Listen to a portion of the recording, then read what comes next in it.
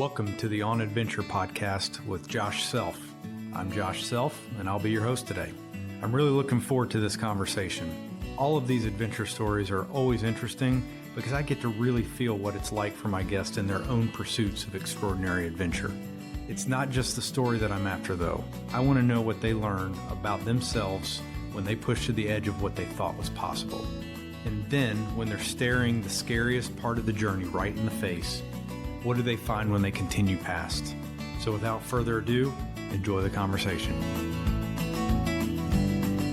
Okay, Rachel Coghlan, welcome to the On Adventure podcast. Can you hear me okay? I can hear you great. All right. I'm super excited about this. You and I have talked about this off and on for a little bit. And so like I do with all of my guests, we're going to start from a very early age. But before we even get to that, tell me where you're at right now. So right now I am in Oregon. I'm just a little bit west of Portland, and I am here on a travel nursing contract. But you're living on a farm, is that correct? I do, yeah. So I live on a very small farm on an absolutely beautiful part of, it's called Hillsboro. This is where I'm at now. And so there's animals all around me here, and my neighbors are all vineyards. So it's very picturesque. That's cool. And you're living not necessarily in a van down by the river, but you are in an RV. Is that correct? That is exactly right. So not a far step up from a van by the river. Yeah, right now I'm in an RV, and this is my first time in one. So it's been a really great experience. All right, you got to explain that a little bit. How did you end up in Oregon? Your family's living in North Carolina, for anybody that doesn't know. I'm certain your mom's going to be listening to this, so you got to say nice things about her. But how did you end up in Oregon living in an RV? So I've been to Oregon quite a few times on travel contracts. This is my fourth contract in Oregon, and it all came together when I got back from my last trip really beautifully. So I had reached out to some of my old contacts just for like some updated references, and they invited me back here. And so when I found out I was coming back to Oregon, there is some friends that I stay with, or have stayed with my past few times that I've been here, that I met through travel nursing and my explorations. And so I reached out and I said, hey, is the apartment that I normally stay in available? And they said, unfortunately not this time, but we'd love to have you back if you wanna try out the RV. And so for the past few weeks here, I guess it's been past few months, I've been living the RV life, and it has been going really well. So what's the biggest downside to it? I think the biggest downside is Oregon is starting to get just a little bit colder now. And so the insulation in an RV isn't maybe as good as it would be in a normal house. And so, I have space heaters, the RV has heaters. So it's like, there's not really many downsides. It's been great. I travel pretty light, so space isn't really an issue. And I would say there's far more positives. It's great being back with the people that, I love to stay with. They have a family. So it's been great to kind of touch base with them. It's a place that I know pretty well. It's very familiar. So far more positive sides, but yeah, it's a little chilly at night sometimes. Yeah, that's pretty cool though. I mean, we'll get into this about how you have ended up in the travel nursing world and what that's provided for you. But tell me a little bit about, and the reason I ask this is because everybody that I've talked to for this podcast gets to adventure from different ways. And it always tends to start early, although I did interview a lady in her 80s, and her first outdoor adventure was in her 40s. So it's never too late to start. But for you, tell me a little bit what growing up was like for you within your family, and we'll kind of go from there. So I will say, this is not a path that I always thought that I would take. I vividly remember being 19, and I was a waitress in this little pub at the time. And I remember having a conversation with some of my coworkers while we were restocking things in the back, talking about where my life would be in the next 5 years. And this is while I was still in college. And so I was like, I'm going to be a nurse practitioner. I would like to be married and, have a family by the time, I'm in my mid-20s and, really have settled down, basically a white picket fence life. And I think back to that conversation all the time and just think about how different life has taken. So I would say that life for me didn't necessarily start off with like the life of an adventurer. It started off a little bit more, I would say, normal. Like I grew Hmm. up in, in Illinois I'm the oldest of four kids, and that role of having a family was always kind of on the forefront of my mind, and I thought that I would live a life very similar to my family, my Hmm. friends, and It's the reasonable. people around me. And so adventuring is definitely something that has unraveled very slowly but steadily. And it's funny that it's like each step of life has, I've just taken a further step down that path that has been such a beautiful opportunity, but is one that I never expected to be taking. Do you, so that's an interesting way to put it, that it sounds like it hasn't been like this giant master plan that you're executing, but it's more about what's the next thing in front of you. And do I say yes or no to that? Has it kind of been that route? So I would say it's a little bit of both. I'm definitely a person, I like to have at minimum a 5-year plan at all Okay. times. But the thing is that the plan is never set in stone. I always like to be working on kind of several things at one time, several possibilities, because I think that if you set yourself in one path, it can be really limiting to potential opportunities that are coming your way.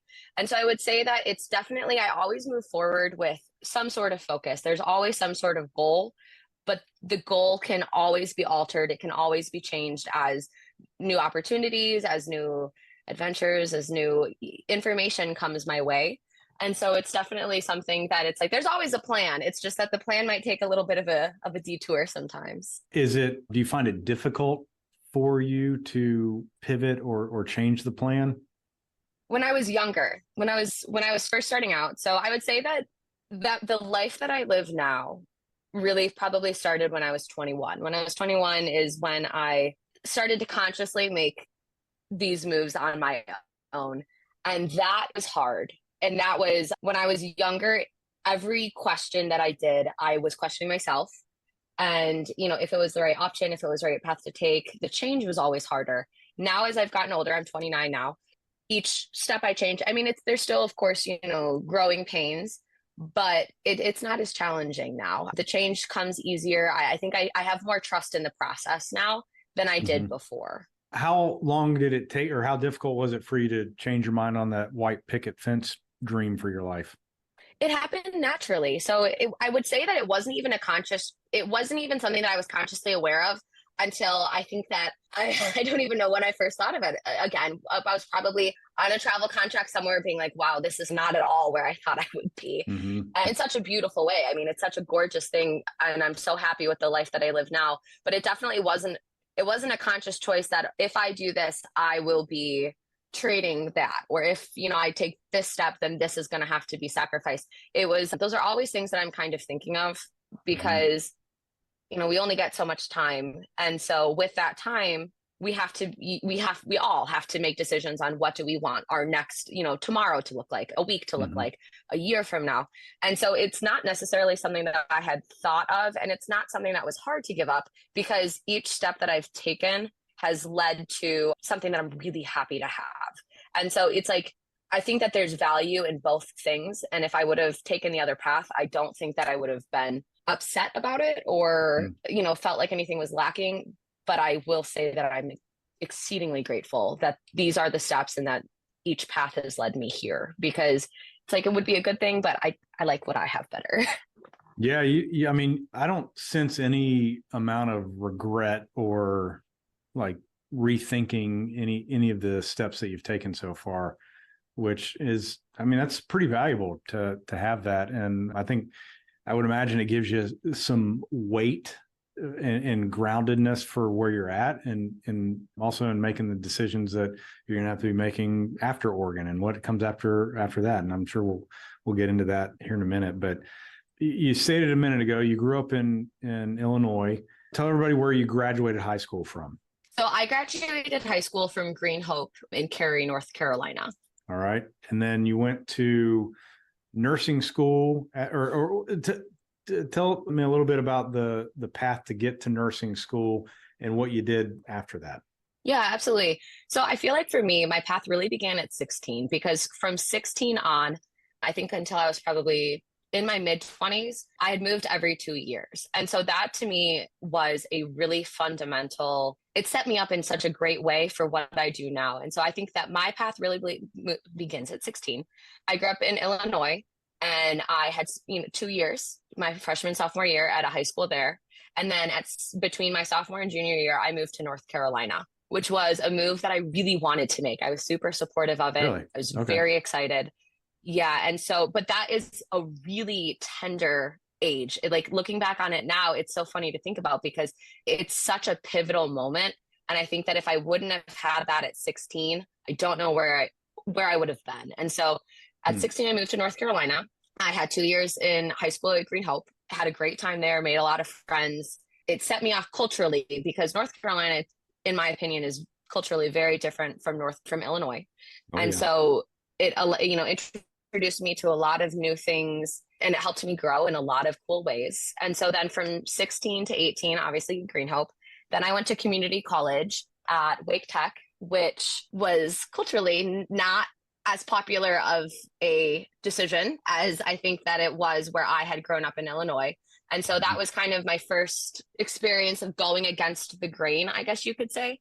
And so I did 2 years at Wake Tech in preparation for university. And then I went to nursing school down in Florida. And so that was my first big move on my own. So when I was 21, I moved to Florida and yeah, I lived down there for a few years and that's where I went to nursing school. And that's where I think current me was really, really formed. Yeah, and I know your story, obviously, that I mean, you really made that happen. That was a thing that you made work. You figured out the details, you did it on your own, and you came out the other side with a nursing degree that has now kind of been your permission slip to do some of the traveling that you've done. Now, That's but a you didn't great start. way of saying, yeah, it is a permission slip. You're Yeah. right. Yeah, that's a good way of Yeah. phrasing that. So, but you didn't start traveling right out of nursing school, correct? No, I didn't. So the pandemic brought all kinds of travelers. But in order, I think, to be a well-formed travel nurse, able to kind of do your job, you have to get a minimum of, I think, 2 years experience is the kind of norm for, I think, most travelers. I Okay. had 3 because I was a trauma nurse and that required an extra year of training before I could start traveling. So I had 2 in emergency, 1 in emergency trauma, and then I started moving and grooving. I even find that super interesting because I mean, there's a million different nursing paths you could have chosen, and you chose like there's a reason I didn't become a doctor. Like I don't do blood and gore very well, but I would imagine working in an emergency room and around trauma, like you're seeing the worst of the worst. So like not only did you not choose the standard or easier nursing path, like you jumped right into the deep end right out of nursing school. I actively pursued the deep end. Yeah. Why? Yeah, I don't know. I actively pursued that though. So emergency is not in the nursing world. I don't know how familiar you are with it, but it's very highly encouraged that you get 2 years of, we call it med surge, which is just like a generalized nursing floor. That's what's most encouraged, is that you at least get your basis in med surge. I knew for a fact that that is not what I wanted. And so I was living in Florida at the time. I drove the entire state of Florida when I had graduated, applying to different emergency rooms because I knew that I wanted to be at a trauma center. So I drove the entire state, applying only to level 1 and level 2 trauma centers, which are the highest 2 trauma centers. And yeah, I actively pursued that. The job that I ended up getting, I had applied to 5 times. I think I just ran him into the ground. I dropped off my resume. I actively pursued that job because I knew that it was what I wanted. And that takes a level of persistence that most people aren't born with. I don't know that anybody is born with that. And I think if we had a couple more hours, we could probably work our way back into early part of your life of where that persistence comes from. But I think just focusing on that is an unusual skill that you use to your advantage. And I think that will play into the adventure conversation because you don't do hard things without being able to persist. You don't do hard things without being able to know what you want to do and putting your head through a wall as many times as required to make it happen. And the joy and satisfaction that you get on the other side, you don't get that without the ability to persist through the hard times. Do you see that consistent through your life, or do you feel like that kind of persistence, you just learned to jump into it as you were looking for the job that you wanted? Well, I think that it was born out of the fact that I am exceedingly stubborn. And so I think that that's where it probably all comes from, is that I kind of set my sights on any goal. It could be anything. And I like to test the water first, check it out, make sure that it is the right next step.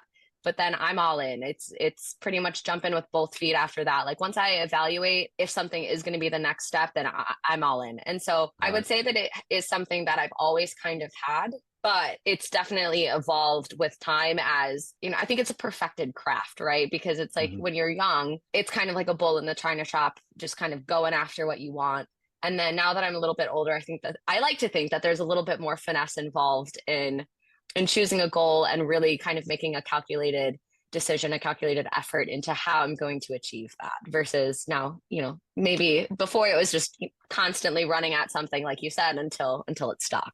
So I still want to go back to this idea of what was it about the trauma area that attracted you into saying that's what I want to do? So for nursing, I always knew that I wanted to be a nurse, other than, a brief stint of wanting to be an astronaut or a Spanish teacher. Like this is always the path that I knew. And when I thought about nursing and I thought about where I wanted to be, I don't have an early memory of knowing I wanted to be an ER nurse. It's just something that those things I've always known. I always knew I wanted to be an ER nurse from the time I was applying, from the times that I was in school. That's always what I knew I wanted to be. I think it's because it plays to my strengths, and I always knew that. I do pretty well under pressure, and I like fast moving tasks. And so it's like that is basically what an emergency room is. When I was younger, I didn't know. I didn't know what a trauma nurse was. I didn't know any of those things. And so that was definitely something that evolved while I was in nursing school and starting to work in hospitals a little bit more. And I think for me, what draws it is it's easy to look at ERs or trauma. I think the response that I always get to those things is, oh, I could never do that. I could never do that. It's sad, or it's, so much.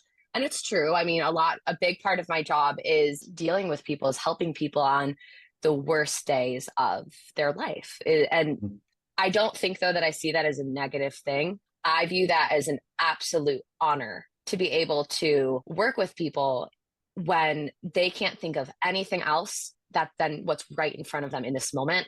I can play an integral role of that.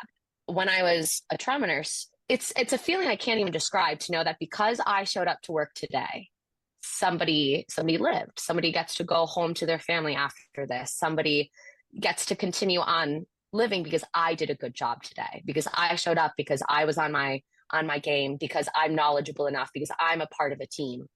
I made a difference. And so that's a feeling that I didn't know that I needed, but I did, because it's what keeps me going into work every day, is the idea that I can make a difference, and it is truly an impactful difference.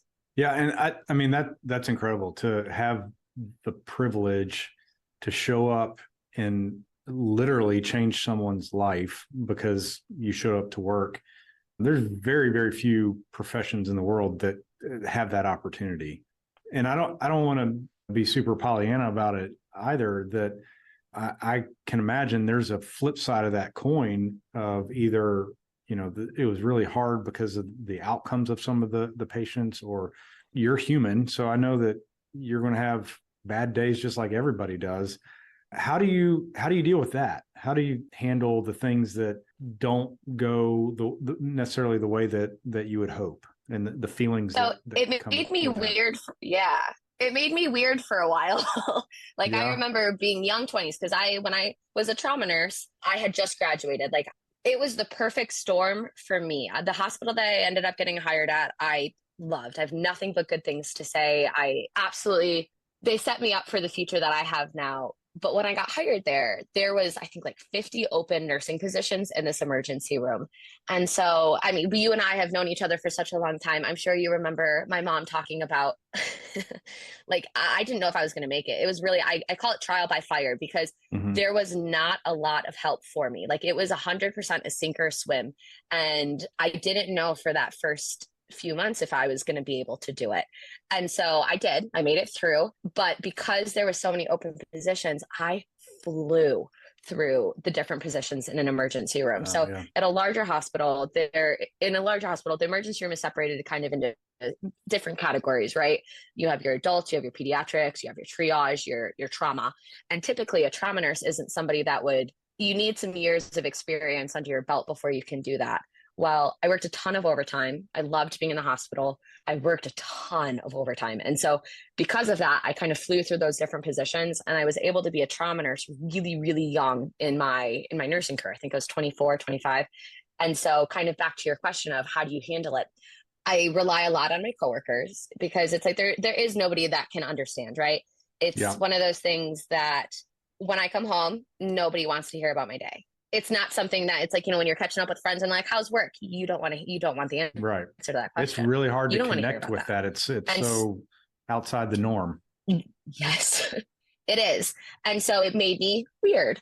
And from, my early 20s, right when I was starting to see, in such a, I'm sorry to get dark there, but like, a lot of loss, a lot of death, it made me contemplate life so much. And it made me very, very deep to a level that it was almost hard to connect to my friends, these people that I've known for forever. I was in a completely different position that I think a lot of my peers were. And I was sitting here contemplating life and death. A lot of the times I have people, and I hear their last words or their last thoughts. And these are things that resonate with me. And again, it's like, I guess you could look at it as dark, but I just think of it as so beautiful of like, what an honor to be here with you during it almost this is time like a spiritual experience is the way I'm hearing you describe it. It is. That's pretty amazing. It is. Yes. Well, because I think a lot of people, a lot of us try to actively avoid this thought of death, right? Like nobody ever wants to think about that. Well, for me, it's the one thing that it drives me of what I know that tomorrow is not guaranteed. I've seen people my age, younger, older. Tomorrow is not a guaranteed thing. So how do I create a life that I can be proud of, right? How do I create this thing? Because I know that time is not guaranteed. It's, a happy life is something you need to create. It's not something that is just a given. And so it's like, that's, I think, the things that when I was younger, I was having to mull over and deal with and, kind of come to terms with. And I have huge support in my family. And so it's like, that's probably a big part of it's like how I dealt with it.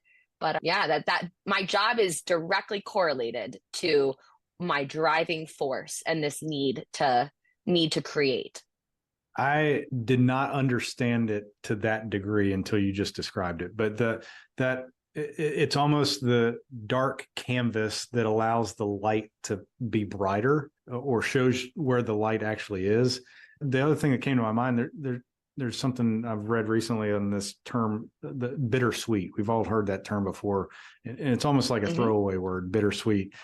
But you don't get the sweet or the intenseness of the sweet without the bitter, right? It's that kind of yin and yang. But with you're getting this driving force to pursue life, whatever life actually living means to you, because you get to see the bitter, the dark side of people's last words or people's last thoughts. And that, again, it seems like a really almost spiritual experience to have that as your job.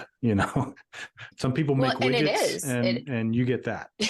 Yeah, that's exactly right. And it's like, and I think that there's value in everything, right? Like we all choose our paths, we all choose our jobs, and it's like every job has, something to offer, something beautiful, downsides. But it's like, for me, it really is one of those things where it's like people are constantly asking me because it's like I don't stay still for very long.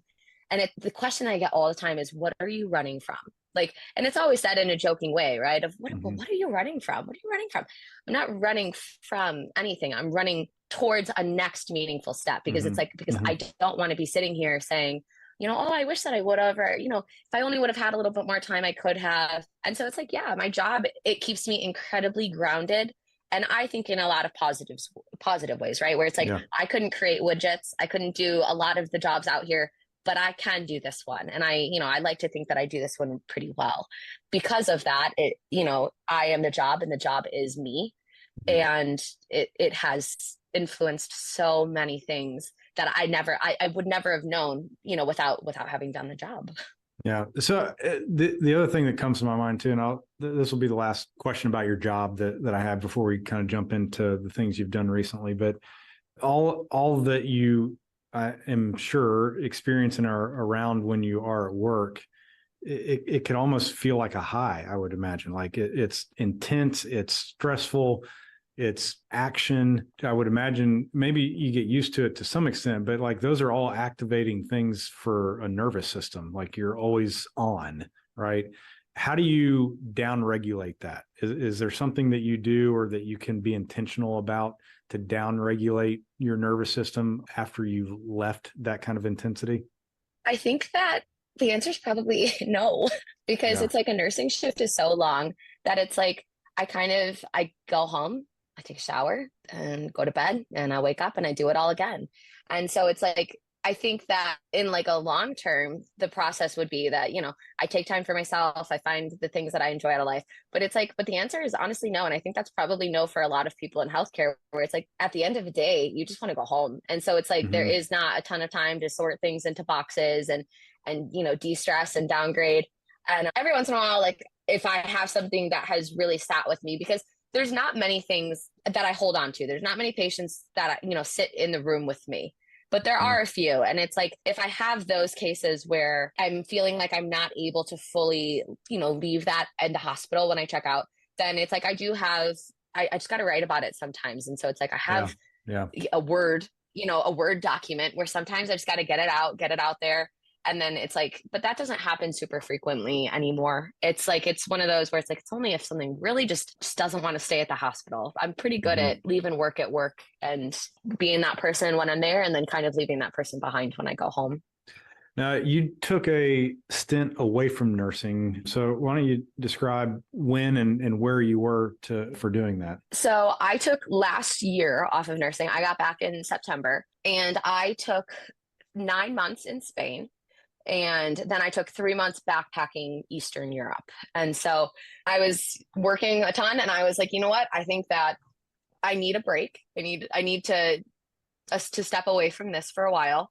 And on my list of things that I want to accomplish, I knew that I had wanted to spend a year in Europe. Somehow, some way, I knew I wanted to spend a year abroad. So I Googled, I just did a bunch of research on what is the easiest way for me to get a visa to stay here for a year. Because, of course, with the EU, with the Schengen zone, you only can, as an American, we only can stay there, in most of these countries collectively for a total of 3 months.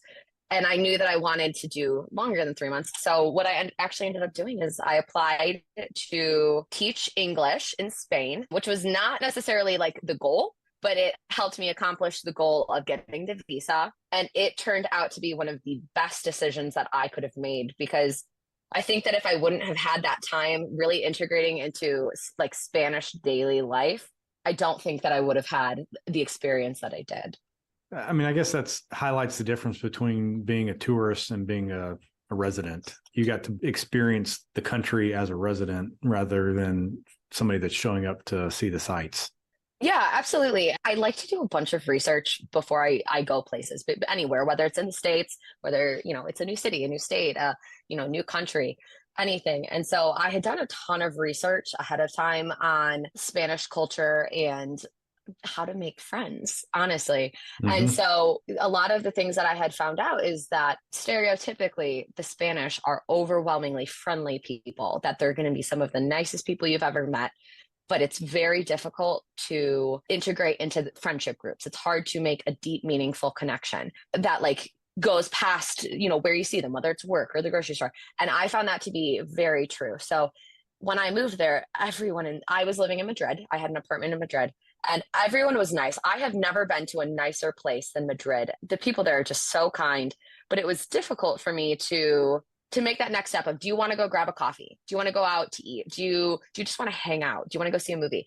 That's a hard step to make. And so if I would not have had my peers and my coworkers at the school that I taught at, there's so many experiences that I would have missed out on.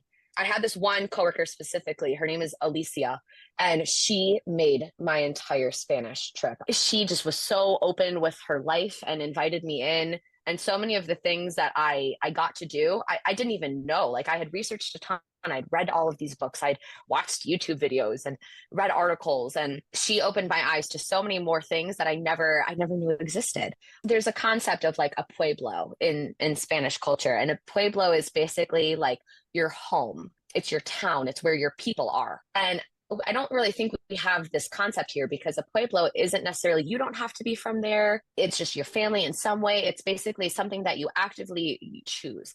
And so this is a concept that everybody knows. My students that I would teach, my other Spanish friends, everybody has this pueblo. And being able, Alicia would take me to her pueblo, and I would meet her family and, be taken around to all of these people who, knew her, but she'd never lived there. And it's just this such a cool concept of, it's like, I don't even, to be honest, I don't even fully have a grasp on it, other than it's such a gorgeous thing that is something that doesn't directly correlate back to, American culture. And there's so many things like that of going to these towns, and they are tourist towns, but only for Spanish people. Like other people don't necessarily know of them. And so trying foods, and she was just incredible. And so it's like the opportunity of having coworkers and fully integrating into that life really made it not touristic at all. It was creating this temporary, trying on the lifestyle for a moment. I had a cafe I went to every morning, and throughout the time I was there, I mean, me with my little high school Spanish, they were just the nicest people. They would let me continually butcher their language, because they knew that I was trying, I was making an effort. And every morning I would go in here, and we would talk, and we would speak. And I got really close to these cafe workers, across from my house. And it was just such a beautiful thing, because I would laugh to myself. I'd be like, man, I promise I'm so smart in English, but it's I'm sorry I'm butchering your native language. But thank you. And thank you for being patient with me and not rushing me through or just switching to English, because it would be easier. And yeah, it created a very like deep cultural experience that I will definitely like take with me for forever. It became something very beautiful. That's really cool. And you did that for 9 months, and then started your travel leg of the year? I did. So I was traveling pretty much all throughout. So I did a lot of Western Europe while I was in Spain, because flights out there were very cheap, trains were very cheap, and distance wise, it was a lot easier to kind of use Madrid as my jumping point. And so pretty much every weekend I tried to be gone either somewhere in Spain, a new city in Spain, or a new country. And so I got a lot of Western Europe done during those 9 months, but then a lot of Eastern Europe, it can be challenging to get direct flights to from Madrid. And so there were a lot of places I wasn't able to go. And so that's when I left Spain. I headed over that way. And it took me a while. Like even though distance wise, it's not very far, there was a lot of changing of trains and planes and buses to try to get over to some of these countries, because some of them tourism isn't as popular as, Western Europe or even other parts of Eastern Europe. And so it was definitely an experience. I don't think I've grown that much from those 3 months of backpacking. Like that's probably one of the biggest areas of growth that I've had in the last few years, probably since my early 20s. I had to learn so much about myself during that time, because it was not easy. It was enjoyable and fun, but it was not easy. And so there were so many things that it was a challenge, and I had to seriously consider, like, I don't have to be here right now. I could go home. And, do I want to continue on, or do I want to continue on? Is this a choice that I'm actively going to make? And at the end of the day, it was always a yes. Like, yes, this is an active choice I want to pursue. But yeah, those 3 months were beautiful and so many things, but they were a challenge. Had you ever backpacked before doing that? No. And when I say backpacking, it was really more of just like planes, trains, and automobiles. But yeah, so it's like I wasn't like walking from place to place. It was more of like a road trip, just like without a car. Got it. Were you staying in hostels, or what were your accommodations like? Yeah, so hostels for the most part, which was funny, because it's like I feel like hostels have this huge stigma of, it's like, oh, that's what you do when you're, in your young 20s. So I'd be talking to my friends, and they'd be like, oh, I could never do that.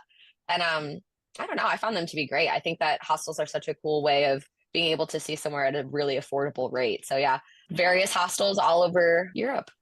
Between going hostel to hostel or city to city, how did you navigate safety concerns? Because you were doing this on your own. I know you probably came across fellow travelers, but for the most part, you're traveling solo. How did you navigate the safety concerns around that? I think The biggest thing is safety when traveling is, I think, a pretty universal thing where it's like I've been so lucky with like travel nursing and things like that, that I feel like it's given me a very good understanding of a safe situation, a potentially unsafe one, and a very like get out of here situation, right? And Hmm. so when it came to safety, it was just I did the best I can. There were some times where it couldn't be avoided, and I necessarily didn't feel like I had made the best decisions with safety in mind, but that's very few and far between. I think that for me as a solo traveler, it was trying to travel exclusively in the daytime. One of the only times that I really felt safety wise that I had made a bad decision was I think I was in Albania. And so I had arrived. I found out I had no cell phone service because even though I had a Spanish cell phone at the time, it didn't work outside of the EU. And so that created a bunch of difficulties. So I didn't have a way of using GPS. I didn't have a way of contacting people, and it was dark. And I was in a city that I was unfamiliar with. And that Wow. was one of the last times that I was like, this was not the right choice. This was definitely something I will not do again. And from there on out, and it's like, and everything was fine. There was no problems.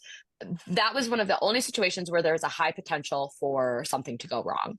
And I do my best to calculate risk, right? Because it's like there's going to be risk involved with anything that you do. And I'm a pretty big fan of it's like solo traveling is not any more unsafe than other things, but you do have to take certain things into account that you wouldn't necessarily have to if you were with a larger group. And so it's like, yeah, for me, it was just that was really the only time that I really was like, this was bad move, because no one had any way, like I didn't have a way of reaching out to anyone. No one knew like where I was kind of at that time.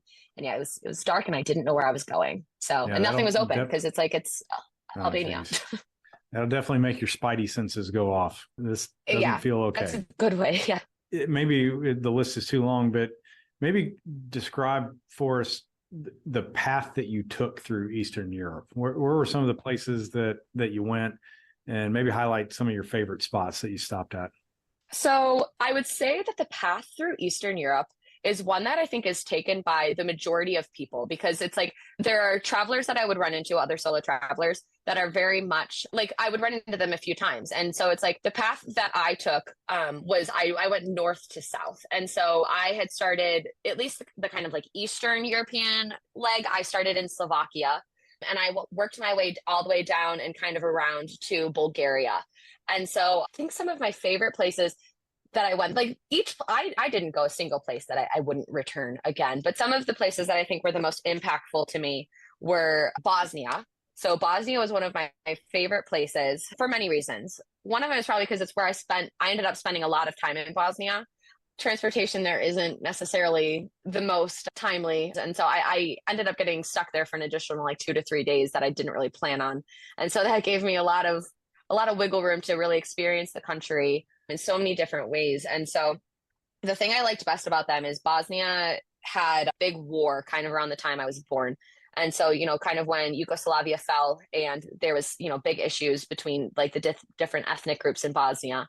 And the thing that I really just found so absolutely incredible is how they have married the absolute atrocities of the past, the tragedies that, all of these people who are alive have gone through, or anyone over, 25 has gone through. And so they have married that with this absolute spirit of acknowledging the past, but moving forward in a very purposeful way. So it's like when you walk the streets of like Bosnia or like Sarajevo specifically, you'll see all of these holes on the ground that are painted red, and they call them a Bosnian rose. And what this is something where during the war, they mark spots that bombs went off, that many people died. And so it's like you're walking down the street enjoying a beautiful sunny summer day, eating a treat, and as you're walking you're reminded, in a very honestly beautiful way, how of what these people and what this culture has gone through. Because Sarajevo is a gorgeous city. It has,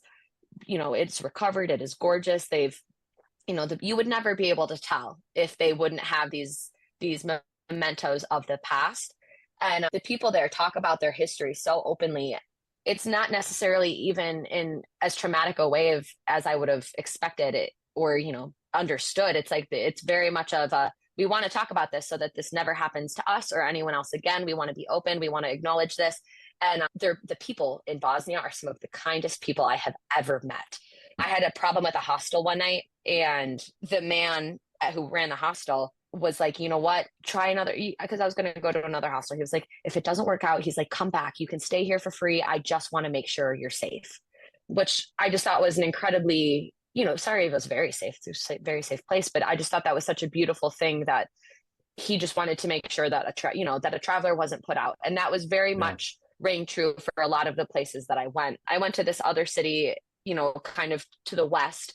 And while I was there, I, stayed at this very small little inn, and one of the innkeepers, he ran tours. And so I took I took the tour, and it ended up just being me and two other girls. And we just went all over, it's a place called Mostar. That's the name of the city. Went all over Mostar. And, we were running into people that he knows. And it was a very tangible experience that I had never gone through before. It was beautiful. I mean, you're describing a lot of almost serendipitous kindness that probably no matter how many books you read or researched before going there, there's no way to have expected or been prepared for that. And for anybody that's ever hiked a long distance trail like the Appalachian Trail, they call it, there's things called trail magic. It's this, whether it's food or drinks, that just kindness, unexpected kindness that strangers do for strangers. And there's always a sense of like giving a little boost for the goodness of humanity when you get some trail magic. And it sounds like what you got was that multiple times over through the entire experience, whether it was in Spain or traveling through Eastern Europe. You got a lot of trail magic from a lot of different people. Yeah, I've never heard that term before, but that is exactly what it was. It was so much trail magic. And I would really honestly say in Eastern Europe more than anything, because it's the kindness of people there in, a lot of those countries is just so unparalleled to anything that I had seen before. Because it's funny, the languages out there, a lot of them, are similar, and all of them kind of sound slightly aggressive. Kind of, I feel like, how we kind of even say German can sound slightly aggressive of a language, right? Mm-hmm. And so there's very little English. Most of the places that I went, English was not a language that was spoken. And so when we would be communicating in the best of our abilities, it sounds gruff and it sounds aggressive. And the people, like, then when you find out, or you find somebody who can be speaking English, it's not at all. It's such a dynamic that was just super cool. Because I remember I was trying to get on a bus one time, and it's just two men who are, talking elevatedly to each other, the bus driver and the man at the bus station who was helping me try to get on this bus. They were talking to me elevated, and it was sounding a little aggressive. And you know what? I got on, and everything was kind. And they really they watch out not only for their own, they watch out for everybody. And so it was, the trail magic that you're talking about. Yeah. And it was just through the kindness of other people, really, truly allowing me into their lives that I got to experience some super cool things. Because that part of the world is just stunning anyway. The mountains, the valleys, it's like you're driving through, or you're taking, trains through, stunning. But it's like, it's the people and the little, bits of magic there that happened that made it an unforgettable trip. What did that teach you about us humans from having experienced that? So I have always believed humans are good. Humans are good. I believe that given the right thing, it's like people are gonna do the right thing. And it's like, it always makes me laugh, because I've had this conversation with friends before where they're like, you see what people do to each other. How do you see the worst of the worst? How do you think that? I do, absolutely. But then it's like, on the other side of that, I also see the best of the best. So I see people who are, stopping to help on the side of a road, or, are rising to an occasion where they may not have knowledge, they may not have any experience, but they have a desire to do good. And so, of course, there's always going to be instances, but in the core of who I am, I know that people are good, and nothing kind of sold that more home to me than this trip, because every single person I met on the road was actively promoting this idea of great humanity. And it's like, and how can we how can we do that back? And how can I be an active part of, it's like, this isn't my country, I don't live here, but how can I also participate and give back to these people who are giving to me? So one of the last bus rides I had, or one of the most significant bus rides I had, I was crossing into Kosovo, which is a country that recently has known a lot of struggle with they're trying to separate from Serbia. And so I wasn't actually sure if I was going to be able to get in. I had gotten this bus and I was just kind of hoping that I was going to be allowed to get into Kosovo. And while I was on this bus, no, very few people spoke English, but in the schools there, the children are starting to learn. And so when they found out that I was American, because in a lot of these places that I went, they're not common, I guess, for American travelers. And so I was pretty much only known as the American. And so that is how people would pretty much refer to me. And so it would be the American, or just simply American. And so I got on this bus and there were people either going from Kosovo or going from, Montenegro, either way, who couldn't communicate with me, but they wanted their children to, because their children were learning English. And so it was just such this cool experience of like people, herding their children up to me on this entire like 7-hour bus ride. It was a constant, turntable of a different child every time, just practicing their English. And in return, it's like the culture there is you cannot refuse food. So a lot of the places I went, it's if you are offered food, you take the food. If you're offered drink, you take the drink. It's rude to not. And so I'd be on this bus and I learned after the first bus ride, Josh, that you always have to bring something to share, right? Because you don't want to be taking and not giving. And so on this bus ride, I'm trying all of these different local snacks and there being, handfuls of this and handfuls of that, and eat, eat, eat is one of the only words that, was in English, being said, eat, eat. And talking to children and, their children translating for these different adults who many of them, it's like hadn't met someone from America before. And Wow. It was funny to me because the bus was having trouble. It didn't know. I was trying to go to Pristina, which is the city in Kosovo. I wasn't sure if the bus we were all not sure if this bus was going to actually go to its intended destination, because again, the transportation there is kind of very laissez-faire. And so all these people in the city of Pea, that's where they were getting off, many of them were like, come stay at our house. It is late. I don't know if the bus is going to take you to Pristina. There was a lot of conversation in languages I do not understand, back and forth. And I didn't know if I was making it to Pristina. They were, come stay at my house. Come stay at my house. We'll show you Pea and we'll take you to the train station tomorrow. Which in America, Josh, I would never stay at somebody's house. Ever. Absolutely not. That sounds like the beginning of a horror film. For, so many of these experiences did. Like so many of the things are people like, why would you do that? That's dangerous. And it's like, no, it would be dangerous in our culture, but in these cultures, it's the expected norm. It's still very much these places of, if you need help, the door is open and open to travelers and open to share a meal. And it was such a thing that I'd never, even in Western Europe, never experienced that type of culture. And I was lucky that the bus did make it to Pristina, but it was an entire half of a bus of people who were getting off in Pea saying, you come if you need help. Here's my number. You call, you text, we will take care of you. We'll make sure you are safe.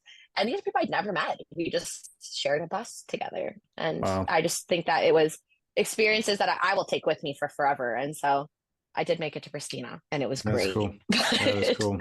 Well, what did you, I got maybe two questions to put a bow on this and bring us into the station, but I'm always curious to know, what did you learn about yourself? Because taking a step to go to Spain and travel around Eastern Europe by yourself, you may not have thought of it in these terms, but it took a level of bravery and courage and vulnerability and risk to do these things. And I am curious what you learned about yourself after having spent a year doing that. I think the thing that I learned, and it's been a process, it's not necessarily just from this. This is just like the latest leg in it. There's a certain amount of trust that I need to have of myself or in myself. And I constantly, and I don't know if we've talked about this before or not, but I always make these moves and then immediately get afraid that I've made the wrong decision. Like I will be so confident, all the way up until probably like the week before I do it, or just before, for smaller adventures before I do it, of is this the right thing? And should I be doing this? And, because it's like, we only get so much time, right? Is this how I am best utilizing my time? And this, to me, this trip that I took really drove home that this life that I'm building might not look like other people's lives. This life that I'm building, people might not understand and might question, and they may not think that I'm always doing the best thing, but it's like, but I know I am. I need to trust that process of, it's like, even if there are other great doors that I could take, there is no wrong step. It's like, as long as it's a mindful choice, as long as it's a mindful decision, it's like, I just need to trust myself, trust the process. And at this point in my life, I do think that I've gotten used to, I know that that fear is coming. But right before I moved to Spain, I was like, oh man, I don't know if this was the right choice. And yeah, it was. I came home after that. And it was such this like overwhelming sense of rightness that I am so happy I did it. I was so happy I That's did it. I awesome. was happy I had taken the time, happy for all of the adventures I had. And at the end of it, happy to be home. It's like, Yeah. I love to travel. I love to do the things that I do. And then it was just this coming home, coming back to my family, to my friends, the people that I love. It was just a beautiful like bow, of an experience of, it was exactly what I needed. And I just need to learn that, trust the process, because it does, for the most part, always work out. And if it doesn't work out, then I learned something. And so either of those is a win.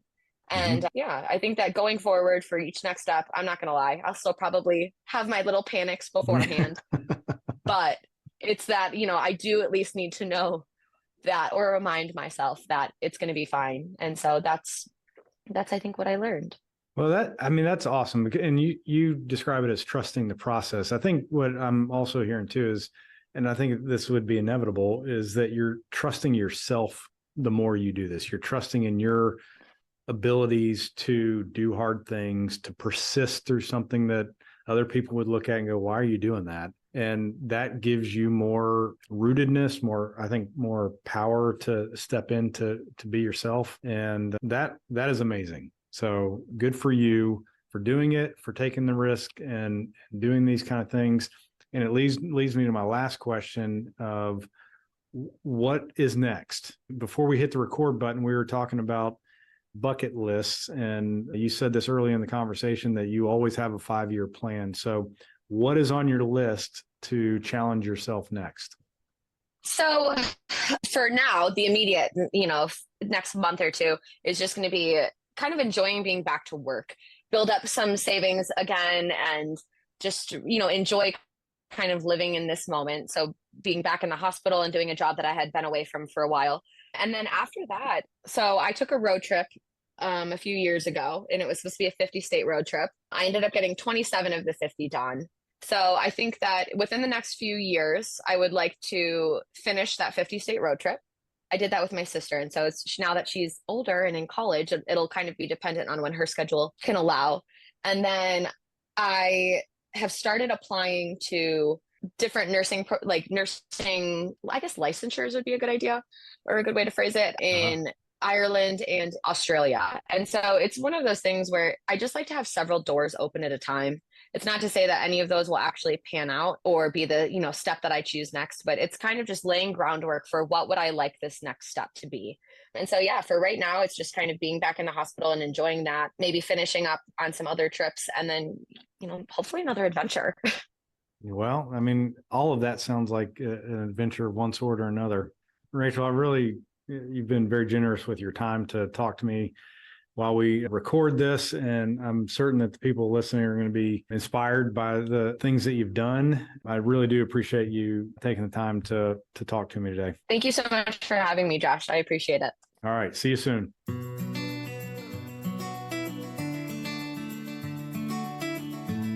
Okay. Man, I really enjoyed that. I hope you did as well. The next one will be coming at you in a couple weeks, so stay tuned. Until then, I hope you have your own great adventure.